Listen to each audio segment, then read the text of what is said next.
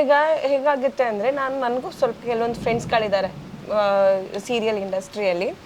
ಅವಳ ಬಿಹೇವಿಯರ್ ಆ ಥರ ಇದೆ, ಅವಳು ಹಿಂಗೆ ಮಾಡ್ತಾಳೆ, ಅವಳು ಹಂಗೆ ಮಾಡ್ತಾಳೆ ಅಂತ ಅಂದ್ಬಿಟ್ಟು ಸುಮ್ಮನೆ ನೆಕ್ಸ್ಟ್ ಸೀರಿಯಲ್ಗೆ ಹೋಗೋದವ್ರಿಗೂ ಕರ್ಕೊಳ್ಳೋರ್ಗು ಸುಮ್ಮನೆ ಹಾಕೊಡೋದೆ ಅವಳನ್ನ ತಗೋಬೇಡ. ಅದೆಲ್ಲ ತುಂಬ ಮಾಡ್ತಾರೆ. ನನಗೆ ಹೇಳಿದ್ರು, ನನಗೆ ಹೆದರ್ಸಿದ್ರು, ನಿಮ್ಮನ್ನು ಬ್ಯಾನ್ ಮಾಡಿಬಿಡ್ತೀವಿ, ಯಾವ ಇದರಲ್ಲಿ ಇಲ್ದಿದ್ದಂಗೆ ಮಾಡಿಬಿಡ್ತೀವಿ ಅಂತ. ಇದೊಂದೇ ಸೀರಿಯಲ್ ಅಲ್ಲ, ಒಂದು 3-4 ಸೀರಿಯಲಲ್ಲಿ ಹೇಳಿದ್ರು. ನಾನಂದೇ ಮಾಡ್ಕೊಳ್ಳಿ, ಯಾರ ಊಟನೂ ಯಾರೂ ಕಿತ್ಕೊಳ್ಳೋಕ್ಕಾಗಲ್ಲ.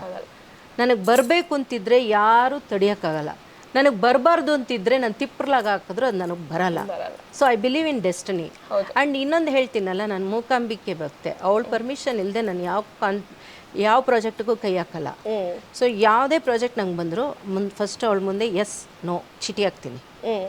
ಎಸ್ ಅಂತ ಬಂದರೆ ಆ ಪ್ರಾಜೆಕ್ಟ್ ಒಪ್ಕೋತೀನಿ, ನೋ ಅಂತ ಬಂದರೆ ಏನಾದ್ರು ಒಂದು ರೀಸನ್ ಹೇಳಿ ಆ ಪ್ರಾಜೆಕ್ಟ್ನ ನಾನು ತೊಗೊಳಲ್ಲ.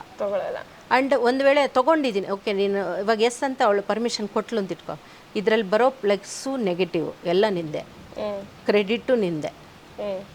ನನಗೆ ಇದರಲ್ಲಿ ಏನಾರು ತೊಂದರೆ ಆದರೂ ಅದಕ್ಕೂ ನೀನೇ ಜವಾಬ್ದಾರಿ. ಸೊ ಯಾರಾದರೂ ನನ್ನ ಚೀಟ್ ಮಾಡಿದ್ರು ಅವ್ರನ್ನೂ ನೋಡ್ಕೋಬೇಕಾಗಿರೋದು ನೀನೇ. ಅಮ್ಮ ನಿಮ್ಮ ಬೆನ್ನಲ್ಲಿ ಬಂದು ನಿಂತಿದ್ದಾರಮ್ಮ. I have surrendered myself to Har.